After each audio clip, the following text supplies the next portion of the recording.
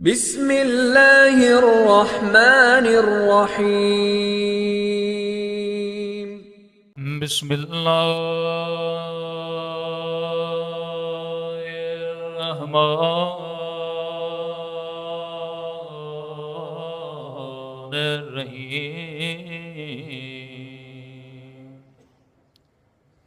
الحمد للہ رب العالمین۔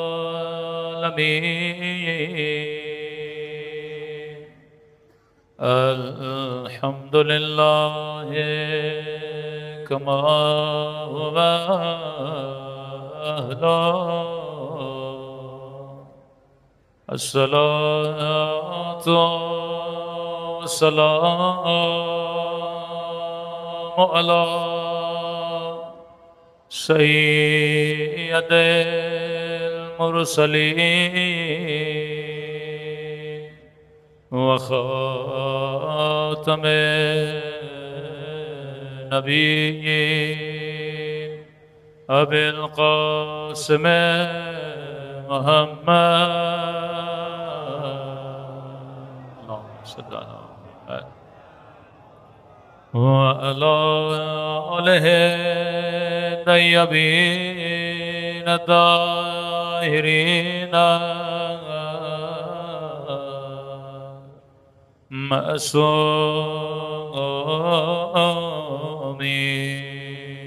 سب مل کے دعا امام زمان۔ اللہم کل ولیک حجت ابن الحسن صلواتک علیہ وعلى آبائه في هذه الساعة وفي كل وليا وحافظا وقائدا ودليلا وعينا حتى تسكنه أرضك وتمتعه فيها طويلا برحمتك يا أرحم الراحمين۔ صلوات پڑھے محمد وآلہ۔ بسم اللہ الرحمن الرحیم۔ رب اشرح لی صدری ویسر لی امری واحلل عقدۃ من لسانی یفقہوا قولی۔ اما بعد فقد قال مولانا رسول صلی اللہ علیہ وآلہ وسلم ان الحسین مصباح الہدی وسفینۃ النجات۔ صلوات پڑھے محمد وآلہ۔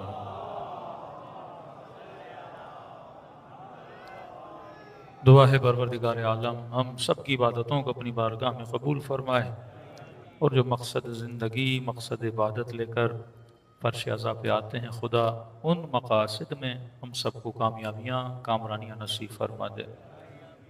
مختصر خطاب کیونکہ وقت کی قلت بھی ہے، تیسری مجلس سے آگے چوتھی مجلس سے، تو اگر ایک مجلس لیٹ ہوتی ہے تو روٹین سے ساری مجالس لیٹ ہو جاتی ہیں۔ حق کے مجلس مفتی ہمدرد صاحب نے ادا کر دیا، مختصر جملے تاکہ حاضری اہل بیت کی خدمت میں ہو جائے۔ اکثر آپ دیکھتے ہیں کہ کئی مجالس بہت پرانی مجالس ہوتی ہیں، جس طرح بتایا گیا یہ مجلس کوئی 50 سال پرانی مجلس ہے، تو دنیا شاید یہ سوچے کہ شیعہ اتنی مجلسیں کراتے کیوں ہیں، شیعوں کو کیا ملتا ہے مجلس سے، کہ کوئی قوم ہے جو تقریباً 2.5 مہینے میں 5 ارب روپیہ لگا دے ذکر ابا عبداللہ الحسین پہ، علم پہ پیسہ لگے، جھولوں پہ پیسہ لگے، شبیہوں پہ پیسے لگیں، مجلسوں پہ پیسے لگیں، نیاز پہ پیسے لگیں، یہ لاؤڈ آتا ہے اس پہ پیسے لگیں، لائٹ پہ، ہر چیز پہ۔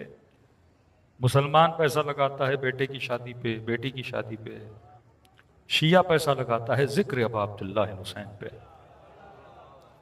شیعہ پیسہ لگاتا ہے ذکر امام حسین میں، کہ جناب انہیں مجلسوں سے ملتا کیا ہے؟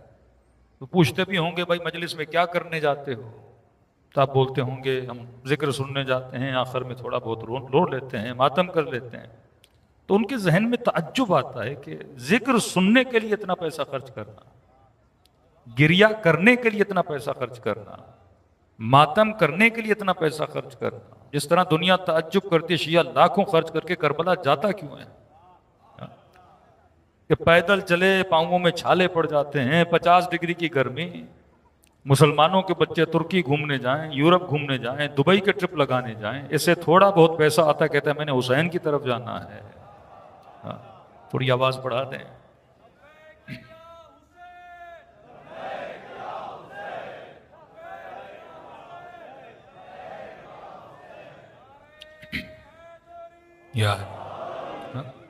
کہ انہیں فرش عزا سے ملتا کیا ہے، انہیں زیارت حسین سے ملتا کیا ہے؟ پھر یہ بولنا کہ یہ قبروں کی عبادت کرتے ہیں، شاید اسی لیے جا رہے ہیں، یہ جھولا پرست ہیں، یہ علم پرست ہیں۔ آج تک دنیا نہ سمجھ سکی کہ شیعوں کو فرش عزا سے ملتا کیا ہے، لیکن الحمدللہ یہ صدی جس میں ہم جی رہے ہیں، یہ سال 2025 جس میں ہم جی رہے ہیں، آج دنیا کو ہم نے جواب دے دیا کہ شیعہ مجلس حسین کراتے کیوں ہیں۔ وہ جواب کیا تھا کہ میں نے کہا 40 ملک مل کر بھی ایک بہادر لیڈر پیدا نہیں کر سکے۔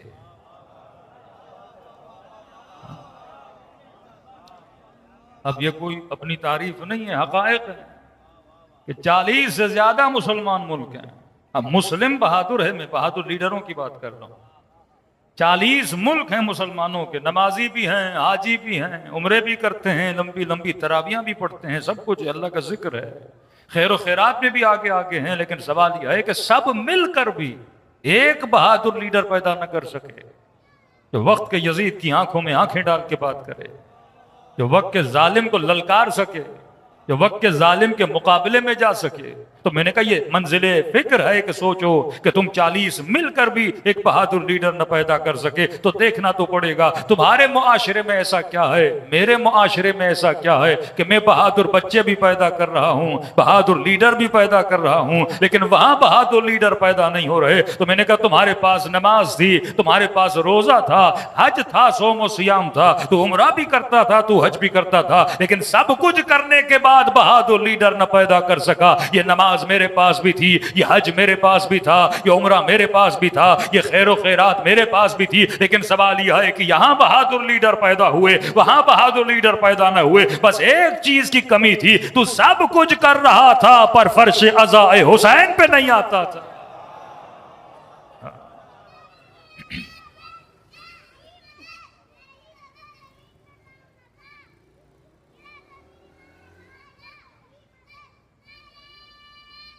حیدری یا اللہم صلی علی محمد و آل محمد۔ اب اگر کوئی پوچھے نا کہ حسین کی مجلس پہ اتنا خرچہ کیوں کرتے ہو، تو یہ نہ کہا کرو کہ میں مجلس پہ خرچہ کرتا ہوں، کہا کرو میں اپنی نسلوں پہ خرچہ کرتا ہوں۔ مجلس حسین نسل بناتی ہے، مجلس حسین قوموں کو بہادر بناتی ہے۔ 40 ملک تھے لیکن کسی میں جرت نہیں، بم رکھے ہوئے ہیں، ٹینکیں رکھی ہوئی ہیں، میزائل رکھے ہوئے ہیں، گولیاں رکھی ہوئی ہیں، لیکن یہ گولیاں مسلم پہ تو چلیں گی، کیونکہ وہ گولی چلانے کے لیے حیدر کرار کی بہادری چاہیے ہوتی ہے، وہ گولی میزائل چلانے کے لیے شجاعت حیدری چاہیے ہوتی ہے، اور یہ شجاعت تجھے کہیں سے نہیں ملتی، فرش عزا حسین سے ملتی ہے۔ یہ فرش عزا تھا جس نے شہید سبط جعفر پیدا کیے، یہ فرش عزا تھا جس نے شہید حسینی پیدا کیے، یہ فرش عزا تھا جس نے خمینی اور سلیمانی پیدا کیے، یہ فرش عزا تھا جس نے سید علی خامنئی پیدا کیے۔ یہ فرش عزا کی برکت ہے، کیونکہ ماں فرش عزا پہ آتی ہے، گودوں میں بچے لاتی ہے، اور بچپن سے کبھی اصغر کی شہادت سنتی ہے، کبھی اکبر کی شہادت سنتی ہے. شیعہ بچے نے کبھی نہیں سنا کہ میرا امام کسی میدان کو چھوڑ کے گیا ہو. یہ درس ہمیں کیا دیتا ہے؟ درس بہادری دیتا ہے. میں نے مزاحن کہیں پہ کہا تھا اگر خدا پہ گرنے والے میزائلوں کو زبان دیتا اور مسلمانوں کے مفتیوں کو توفیق سخن دیتا اور میزائلوں سے اتنا پوچھتے کہ تیرا عقیدہ کیا ہے، تو سارے میزائل یہی کہتے ہم ان بستیوں سے آ رہے ہیں جو علی ولی اللہ کے ماننے والے ہیں.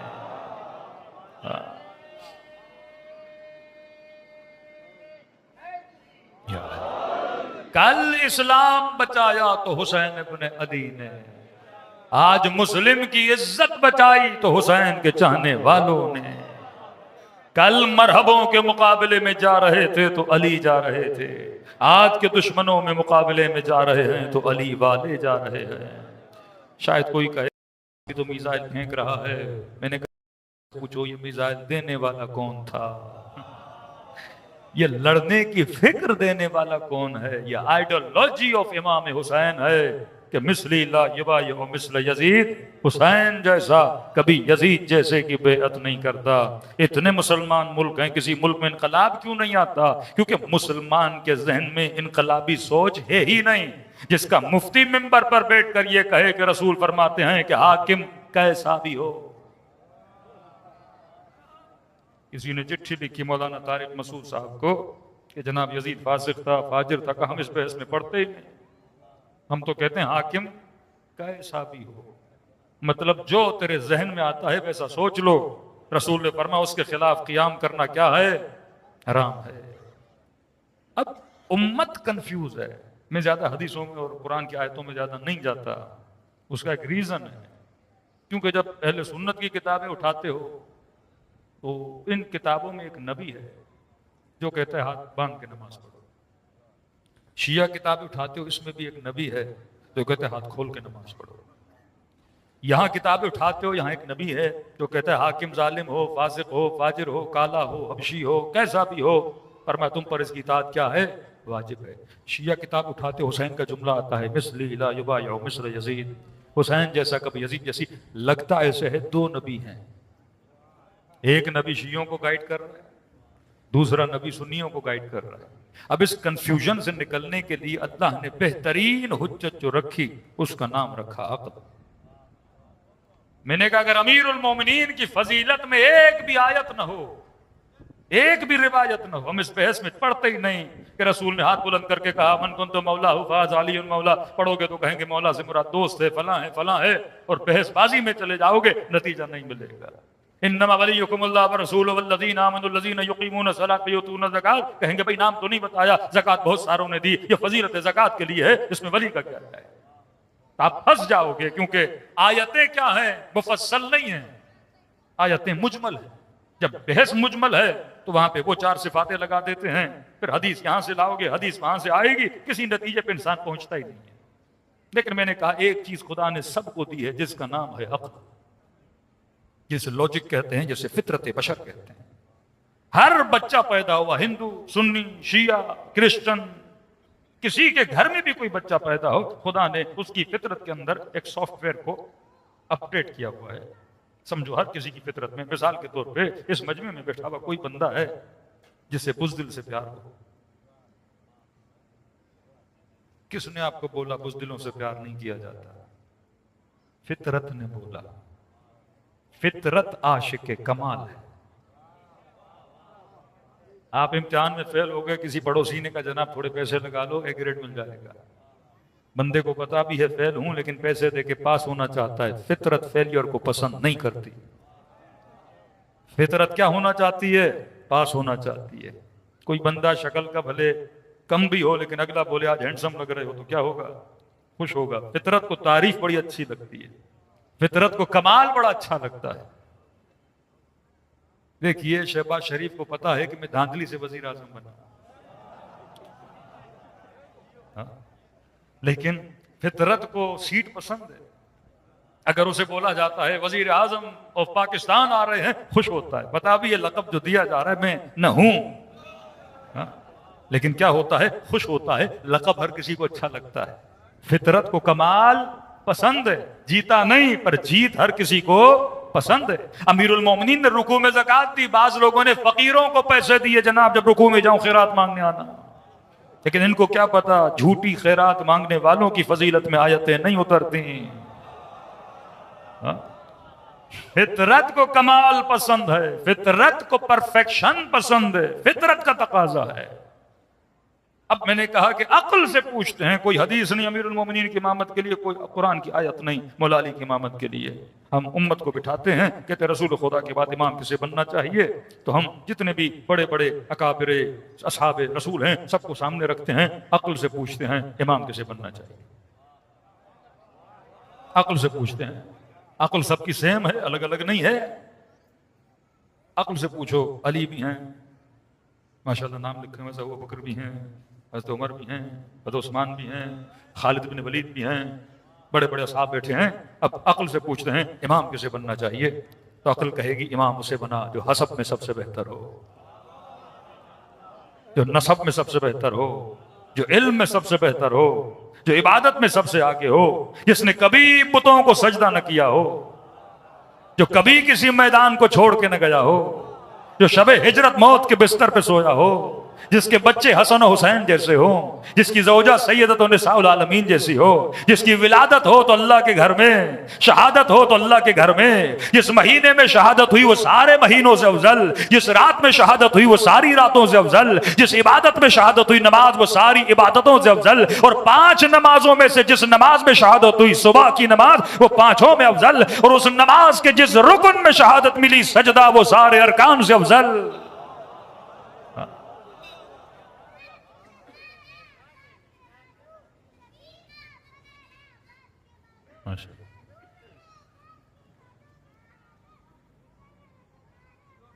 ماشاء اللہ حیدری یا صلوات اللہ صلی علی محمد۔ عقل سے پوچھو کہ امام کسے بننا چاہیے، تو عقل کہے گی جو سب سے باکمال ہے۔ پاکستان میں میرٹ تو ہے نہیں، ہاں اسلام میں میرٹ ہے بھائی، اگر میرٹ کے بیس پہ لاؤ، اب میرے جملے نہیں، تاریخ مفتی حنیف قریشی صاحب بہت زیادہ فضائل اہل بیت پڑھتے ہیں، اللہ توفیق دے دوسروں کو بھی کہ فضائل اہل بیت پڑھیں۔ اینکر بڑا تیز تھا، اس نے ان سے پوچھا کہ اصحاب رسول میں سب سے زیادہ بڑا عالم کون تھا، تو کہا علی، انا مدینۃ العلم والی بابا۔ کا شجاع کون تھا، کہا علی، فاتح خیبر، فاتح خندق، کسی میدان کو نہ چھوڑنے والا، ہر میدان میں ڈٹ کے لڑنے والا۔ کا عبادتوں میں، کہا علی، ایک رات میں 1000 رکعت پڑھنے والے۔ کہا کہ سب سے پہلے ایمان کس نے لایا، کہا علی۔ اب یہ مسلمانوں کی ترتیب بڑی عجیب، بچوں میں جس نے سب سے پہلے ایمان لایا، بوڑھوں میں جس نے سب سے پہلے ایمان لایا۔ بھائی سیدھا بولو، سب سے پہلے ایمان کس نے لایا؟ بچے بوڑھے کی تقسیم کیا ہے؟ سب سے پہلے علی نے ایمان لایا۔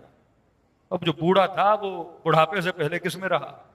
بت پرستی میں رہا نا۔ کہا علی سب سے پہلے ایمان لانے والا۔ تبھی رسول نے فرمایا نظر الی وجہ علی عبادت، علی کے چہرے کو دیکھنا کیا ہے؟ عبادت ہے۔ کہا اصحاب جتنے سب کا نام آتا ہے رضی اللہ رضی اللہ رضی اللہ، علی کا نام کرم اللہ کرم اللہ کرم اللہ۔ کہ یہ لقب کسی اور کو لگا؟ کہ نہیں، سب کے چہرے بتوں کے سامنے جھکے، علی کا چہرہ نہیں جھکا۔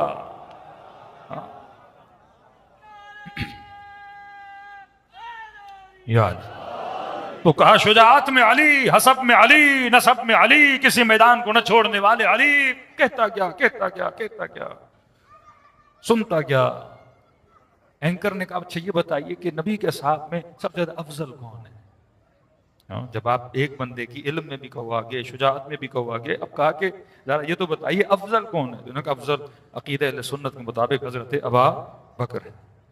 تو ابھی کہا علم میں علی، زہد میں علی، تقوی میں علی، شجاعت میں علی، افضلیت میں آئے تو کہا بھائی یہ ہمارے اسلاف کا عقیدہ ہے، یہ ہمارے بڑوں کا عقیدہ ہے۔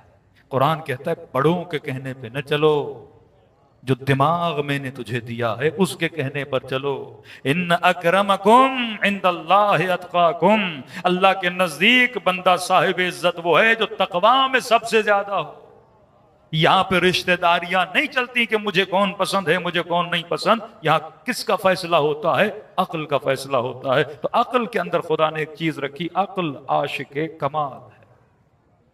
ایک مناظر آپ نے ٹی وی پہ سنا ہوگا جس میں غالباً نام مجھے نہیں آ رہا، یاسین قادری صاحب تھے. وہ کہتے ہیں کہ علی میدان میں ڈٹے رہے، وہ میدان چھوڑ کے بھاگ گئے، وہ میدان چھوڑ کے بھاگ گئے. وہ سامنے والے کو بات بری لگ رہی تھی کہ آپ توہین کر رہے ہیں، آپ یہ لفظ استعمال نہیں کریں بھاگا. اس نے کہا بھائی جو بھاگا ہے تو میں کیا بولوں، میں کیا بولوں کہ بھاگے نہیں تھے. اب یہ جو بندہ اعتراض کر رہا ہے کہ آپ لفظ صحیح نہیں بول رہے، وہ صحیح بول رہا تھا، کیونکہ فطرت اس چیز کو پسند نہیں کرتی کہ آپ کا باپ بھگوڑا بھی ہو نا، کوئی بولے گا تو آپ اس چیز کو پسند نہیں کرو گے، کیونکہ یہ صفت کمال کی صفت نہیں، زوال کی صفت ہے. اور فطرت کو کمال پسند ہے. تو کیونکہ وہ شخصیات کو مانتا ہے، اب ان کے لیے کوئی زوال کی صفت آئے گی تو فطرت کو اچھا نہیں لگتا. جناب آپ تھوڑی توہین کر رہے ہو، میرے بڑے ہیں اور آپ ان کے لیے ایسے الفاظ استعمال کر رہے ہو. تو وہ جو اعتراض کر رہا تھا اس کی فطرت بول رہی تھی، فطرت کو یہ چیز پسند نہیں ہے. تو انہوں نے کہا میں کون سا لفظ لاؤں جس میں تیری فطرت بھی راضی ہو جائے اور بات کی بات ہو جائے. تو کہا ٹھیک ہے میں کہتا ہوں. تشریف لے گئے تھے، کہا یہ صحیح ہے، ہاں یہ لفظ اچھا ہے. یہ سارا فطرت کا چکر ہے. اب اگر آپ غلط چیز کے عاشق بن جاؤ گے اور اس میں زوال بھی ہوگا تو مسئلہ آپ کے عشق کا ہے. فطرت تمہیں بار بار ٹوکے گی کہ تو غلط جگہ پہ ٹکا ہوا ہے، تو غلط جگہ پہ لگا ہوا ہے. آج تک مجھے ایک کلپ دکھائیے، یہ پورا سوشل میڈیا آپ کے سامنے ہے، کہ کسی شیعہ مجلس میں کسی اہل سنت کی محفل میں کوئی شیعہ گیا ہو اور یہ کہے کہ الحمدللہ آج میں یہاں سنی بننے آیا ہوں، پہلے میں شیعہ تھا، اللہ نے مجھے ہدایت دی، مفتی صاحب مجھے کلمہ پڑھائیے. ایک ایسا کلپ ہے، سینکڑوں کلپ آپ کو دکھا سکتے ہیں. جوان آتے ہیں کہتے ہیں الحمدللہ میں مکتب اہل بیت میں آنا چاہتا ہوں. ہاں فطرت کا تقاضا ہے، فطرت عاشق کمال ہے. ہم نے کبھی اپنے بچوں کو یہ نہیں کہا. ایک شیعہ خطیب ذاکر مصنف مجتہد دکھائیے جس نے فرش عزا پہ بیٹھ کے اپنے بچوں کو کہا ہو آپ طارق جمیل کو نہیں سنو، طارق مسعود کو نہیں سنو، فلاں انجینئر کو نہیں سنو. ہم نہیں روکتے. ہم کیوں نہیں روکتے؟ کیونکہ ہمیں ڈر نہیں. ہم نے کبھی نہیں کہا فلاں اہل سنت کی مسجد میں. ہم کہتے ہیں دوستیاں کرو، باتیں کرو، ان کے مولویوں کو سنو تاکہ تجھے فرق تو پتہ لگے کہ فکر حسین کیا ہے، فکر امیہ کیا ہے. ایک مفتی یہ فکر دے کہ حاکم کیسا بھی ہو اس کے خلاف قیام نہیں کر سکتے. اسی فکر نے پاکستان کو آج تک بہتر ہونے نہیں دیا. ایک فکر حسین کی ہے کہ مثل لا یباع مثل یزید، حسین جیسا کسی فاسق کی اتباع اور اطاعت میں نہیں آ سکتا. جب یہ دو افکار کو آپس میں دیکھے گا اس کی عقل بتائے گی کہ کمال کہاں پر ہے، زوال کہاں پر ہے. جب ایک چیز کو میری فکر ہی ایکسیپٹ نہیں کرتی، وہ تہمت رسول کے لیے لگائی جائے، کسی بھی ظالم کو ایکسیپٹ کر لو، پھر معاشرے سے توقع رکھو کہ معاشرہ دیندار بن جائے، معاشرہ نمازی بن جائے. ارے سارا اختیار تم نے حاکم کو دے دیا اور کسی فاسق کو تم نے ایکسیپٹ کر لیا، پھر امت کو کہو کہ یہ دیندار بن جائے. ایسی امت کبھی دیندار نہیں بنتی. حاکم جب علی جیسے ہوتے ہیں تو مالک پیدا ہوتے ہیں، حبیب ابن مظاہر پیدا ہوتے ہیں، میثم تمار پیدا ہوتے ہیں. آؤ کربلا میں جب حسین کی حاکمیت ہے تو زہیر بن جاتا ہے، وہاب قلبی بن جاتا ہے. اگر مربی اچھا ہو تو تربیت اچھی کی جاتی ہے. تو فکر اہل بیت اسی فرش عزا سے دی جاتی ہے. یہ فرش عزا ہے جو انسان کی فکر کو بلند کرتا ہے. ہم نے کبھی نہیں کہا کسی کو نہ سننا، لیکن آپ نے صدیوں سے بوڑھے بزرگ یہاں بیٹھے ہیں، کوئی 50 کا، کوئی 60 کا، کوئی 70 کا. کتنا کہا گیا ان کے جلوسوں میں نہ جانا، ان کی نیازوں کو نہ کھانا. بعض بدبختوں نے تو اتنا بول دیا علم کے نیچے سے نہ گزرنا، نکاح ٹوٹ جائے گا. کتنے مسلمانوں کو جدا کر دیا اپنی بیویوں سے، نکاح توڑوا دیے. لیکن شیعہ بھی تیز نکلا، اس نے اور اونچے علم کرنا شروع کر دیے. کہاں کہاں تک بچو گے؟ ریزن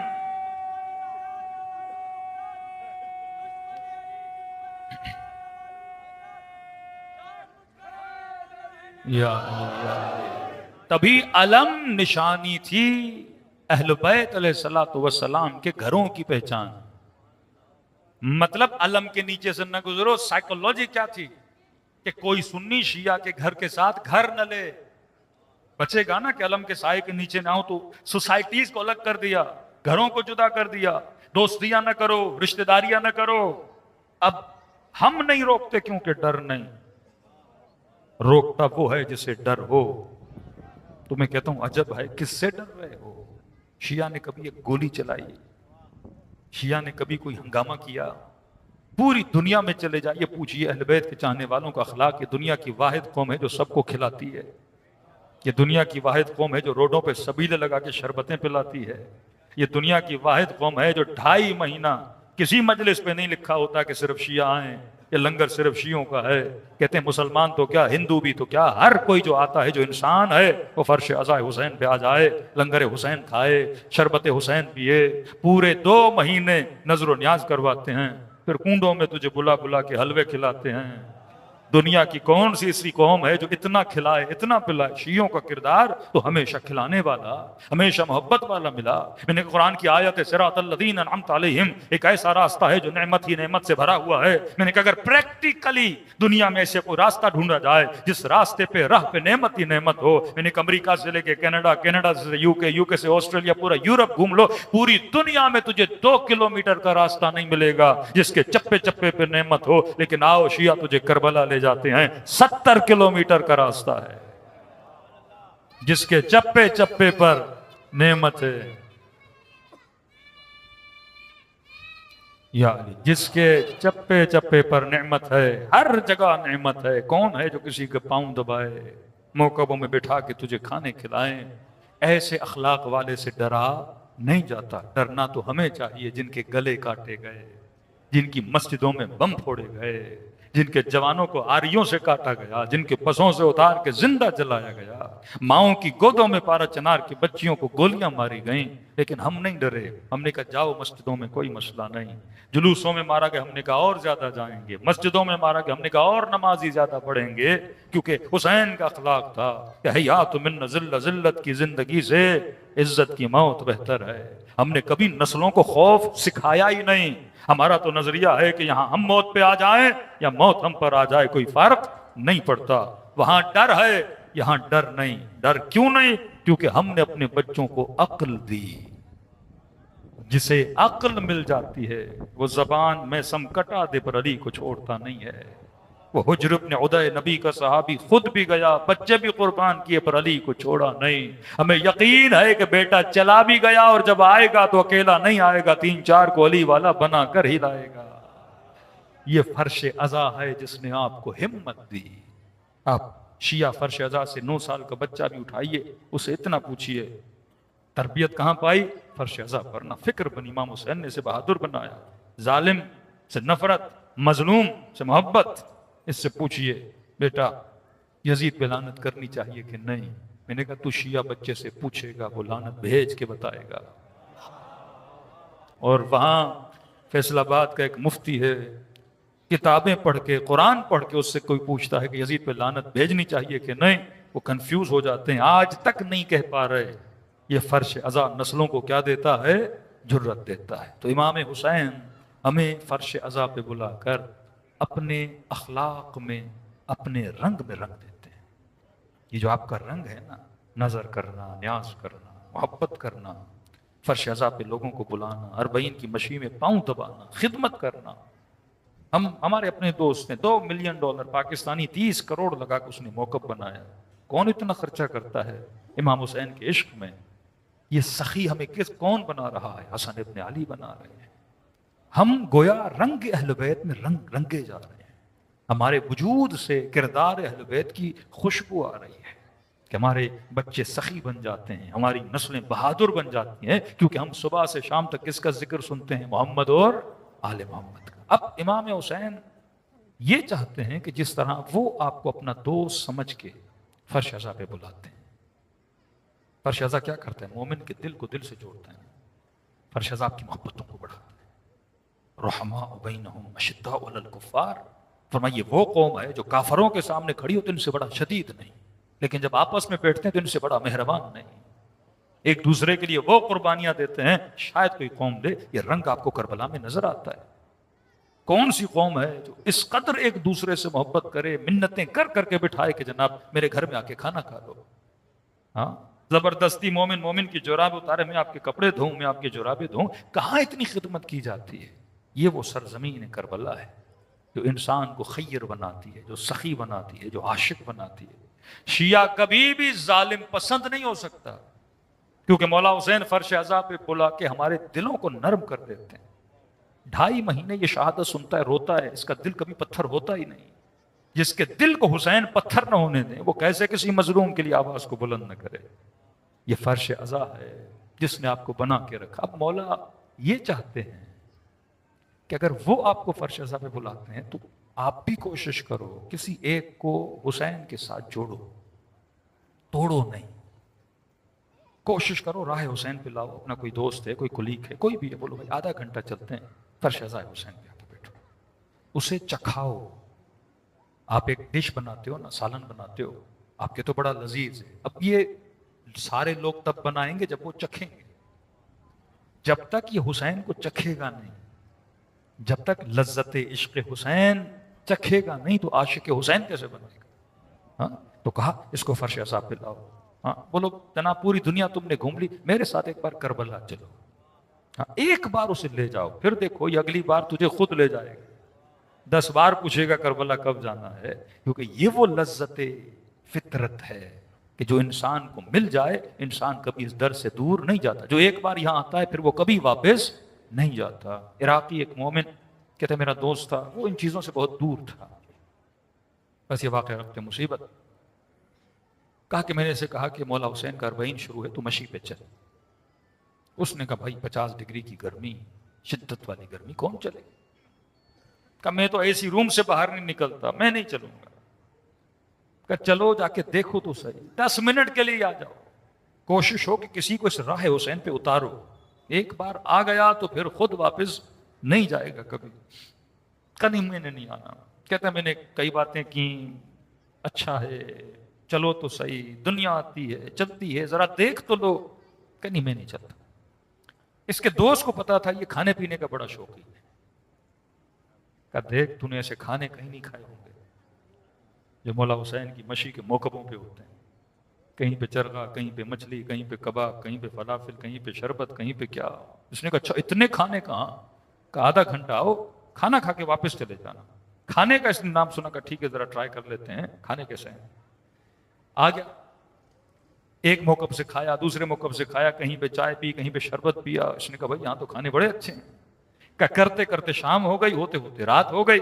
اس نے کہا رات ہو گئی ہے چلتے ہیں۔ کہا نہیں موقع پہ بھی کھانا لگنا ہے رات کا، وہ کھا لو۔ وہ بھی کھانا کھایا۔ اس نے کہا اب سیراب ہو گیا، اتنا میں نے شاید پوری زندگی میں کہیں نہیں کھایا جتنا تم نے سفر میں کھلایا۔ کھاتے بھی رہتے ہیں، پھر چلتے ہیں، ہضم ہو جاتا ہے، پھر بندہ اور کھاتا رہتا ہے۔ تو کہا کہ اب میں گھر جاتا ہوں۔ کہا دیکھ رات رک لے، باہر گرمی ہے، حبس ہے، موقف میں اے سی لگا ہوا ہے، کمبل بھی ہیں، خادم بھی ہیں، تیرے پاؤں بھی دبائیں گے، رات کو سو جا۔ اس نے کہا نہیں دیر ہو گئی۔ کہا دیکھ موقف میں ناشتہ بڑا اچھا ملتا ہے۔ اس نے کہا کیا ہے ناشتے میں؟ کہا ناشتہ ایسا ویسا۔ اس نے تعریفیں کی۔ اس نے کہا ٹھیک ہے میں رات رک جاتا ہوں۔ کہا پھر یاد رکھ ناشتہ کھا کے میں واپس جاؤں گا۔ کہا بھائی ہم خود چھوڑنے آئیں گے آپ کو، آپ رکو تو صحیح۔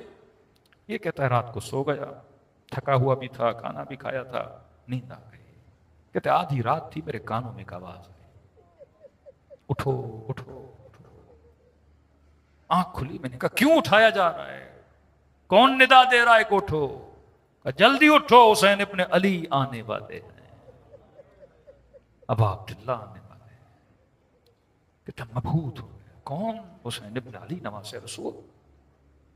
کہتے اٹھا، میں نے دیکھا کہ موقف کے اندر ایک نورانی شخصیت تشریف لائیں، ساتھ میں ان کے بھائی عباس علمدار ہیں۔ کہا آتے ہیں جتنے لوگ سوئے ہوئے تھے ایک ایک کے سرانے پہ جاتے ہیں، چہرے سے کمبل ہٹاتے ہیں، کہتے عباس اس کا نام بھی لکھو، یہ میرے راستے میں چلنے آیا تھا، یہ میرے عشق کا مسافر ہے۔ یا دوسرے کی چادر ہٹائی، عباس اس کا نام بھی لکھو۔ اب کہتا میں کونے میں چھپتا گیا، جب نواسہ رسول مجھ تک پہنچیں گے تو میں کیا کہوں گا؟ میں یہاں کھانے کے لیے آیا تھا، میں تو آپ کے لیے نہیں آیا تھا۔ کہتا بڑی کوشش کی چھپنے کی کہ میری امام کی نگاہ میرے چہرے پر نہ پڑے۔ کہا چلتے چلتے حسین مجھ تک پہنچے اور مجھے دیکھا، میں نے شرمندگی سے سر جھکایا، میں نے کہا کہ مولا میں کھانے کے لیے آیا تھا، میں اس راہ کا مسافر نہیں۔ کہا مسکرا کر کہا عباس اس کا نام لکھو، آیا تو تھا۔ کہا یہ کہنا تھا، میری آنکھیں نیند سے کھل گئیں۔ میں نے دیکھا یہ خواب ہے، صبح کی اذان ہوئی، زار و قطع روئے جا رہا ہوں. تو اس نے کہا بھائی واپس جاؤ. رو کیوں رہے ہو؟ کہا نہیں اب واپس جانے کے لیے نہیں رو رہا، حسین کی کربلا جانے کے لیے رو رہا ہے. تیرے حسین نے مجھے خرید لیا. فرش عزا پہ آتے ہو، یہاں آپ کا خریدار کون ہے؟ ابا عبداللہ حسین. تبھی فرمایا مچھر کے پر کے برابر بھی اگر پلکیں گیلی ہو جائیں، فرمایا اس میں اگر خلوص کا آنسو، اس میں اتنی طاقت ہے یہ جہنم کی آگ کو بجھا سکتا ہے. کون کسی کو اتنا بلا کے اور بناتا ہے؟ کون کس کی آخرت کی اتنی فکر کرتا ہے؟ 1400 سال کے بعد بھی آج بھی اگر کسی کو ہمارے بچوں کی فکر ہے تو حسین ابن علی کو ہے کہ تمہاری نسلوں کو فرش عزا پہ بٹھاتے ہیں. اور مظلوم اتنے ہیں کہ چوتھے امام فرماتے ہیں کثرت سے میرے بابا کو سلام کیا کرو. عرض کی مولا اتنی تاکید کیوں ہے بار بار؟ سلام کرو سلام کرو. زیارت عاشورہ 100 سلام ہے. فرمایا جب عاشور کا دن تھا، صبح عاشور بابا خیمے سے نکلتے تھے، کبھی اکبر کہتے تھے بابا سلام، کبھی اصغر، کبھی قاسم کہتے تھے چچا سلام، کبھی اونا محمد مامو سلام، کبھی عباس آقا سلام، کبھی حبیب مولا سلام. فرمایا جب ظہر عاشور گزری اور سارے شہید ہو گئے، کہتے میرا بابا ترس گیا تھا، کوئی آئے میرے بابا کو سلام کرے گا، کوئی تھا ہی نہیں. اب جب تو میرے بابا کو سلام کرتا ہے تو بابا کے کلیجے کو ٹھنڈک ملتی ہے. ہماری حیثیت کیا ہے کہ ہم حسین کی ٹھنڈک کے باعث بنے، لیکن یہ شرف تجھے فرش عزا نے دیا کہ جب تو کسی شہید کو سلام کرتا ہے. چھٹے ماں فرماتا ابھی ذاکر نے مسائل پڑھے نہیں، پڑھنا چاہتا ہے. فرماتا تم سب کے سروں کے پیچھے میری دادی زہرا کھڑی ہو جاتی ہیں، دعا کے لیے ہاتھوں کو بلند کرتی ہیں. دلوں کو نصف اللیل ہے کربلا کی طرف متوجہ کریں. ایسے سلام کرو جیسے زینب نے بھائی کو کیا، جیسے سکینہ نے بابا کو کیا. السلام علی حسین وعلی علی ابن الحسین وعلی اولاد الحسین وعلی اصحاب بلند آواز سے السلام وعلی وعلی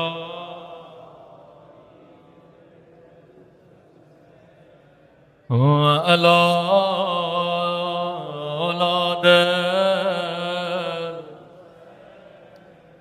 وعلی اصحاب. سب مل کے السلام وعلی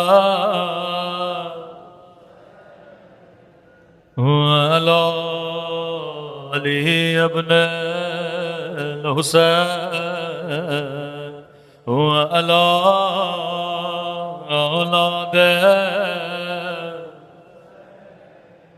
وعلی اصحاب. میرا سلام ہو ننھے سے رخساروں پہ، یہ سلام کسی ذاکر کا سلام نہیں ہے، یہ سلام کسی خطیب کا سلام نہیں ہے، یہ سلام امام زمانہ کے سلام ہے. فرمایا جب کبھی دل کرے رونے کا تو زیارت ناہیہ پڑھا کرو. فرمایا میرا سلام ان ننھے سے رخساروں پہ. آواز تھوڑی بڑھا دیں. اللہ جانے یہ رخسار علی اصغر کے رخسار ہیں یا یہ رخسار قاسم کے رخسار ہیں. جواب میرے مولا نے خود دیا. میرا سلام ننھے سے رخساروں پہ او جن کا رنگ بدلتا رہا یہ نہیں کا رنگ بدل گیا بلکہ بدلتا رہا کبھی شمر کے تماچوں نے رنگ نیلا کیا کبھی ظالم کے تماچوں نے رنگ سیاہ کیا شاید کوئی برادر اہل سنت ہو یہ سوچے شیعہ سکینہ پہ اتنا کیوں روتے ہیں شیعہ تماچوں پہ اتنا کیوں روتے ہیں اسے بخاری کی حدیث سنایا کرو رسول خدا فرماتے مسلمانوں اگر حیوان کو بھی مارنا ہو ادب کے لیے تو اس کے بدن پہ مارا کرو کبھی اس کے چہرے پہ نہ مارا کرو حیوانوں کے چہروں کا بھی احترام کیا کرو انہوں نے نبی کی نواسیوں کو تماچے مارے کہ میرے چوتھے امام فرماتے ہیں گود میں بابا کا کٹا ہوا سر تھا کہنے لگی او میرے غریب الوطن بابا او میرے 3 دن کے پیاسے بابا بابا ذرا آنکھیں کھولو ذرا میرے رخسار دیکھو او بابا تیری بچی کا رخسار چھوٹا تھا لیکن شمر کا ہاتھ بڑا تھا اتنے تماچے مارے کہ چہرے کی رنگتیں بدل گئے کیا کیا فرزند رسول کے ساتھ فرمایا 50 سال زینب حسین کے سائے میں رہی نکاح میں شرط رکھی عبداللہ جہاں جہاں میرا حسین جائے گا میں زینب بھی جاؤں گی جتنی مرتبہ حج پہ گئے سیدہ زینب ساتھ گئی جس بہن نے 50 سال بھائی کو دیکھا ہو راوی کہتا ہے جب شام میں غریب آئی زینب کی نگاہ حسین کے بدن پہ پڑے بڑے تعجب سے کہنے لگی انت اخی کیا تو ہی میرا حسین ہے کیا تو ہی میرا ماں جایا حسین ہے کیسے بہن نے بھائی کو نہیں پہچانا یہ لائیں ابن سعد کے پاس آیا کہنے لگا ابن سعد جب میں نے حسین کے بدن پہ گھوڑے دوڑائے میں نے اپنے کانوں سے پسلیاں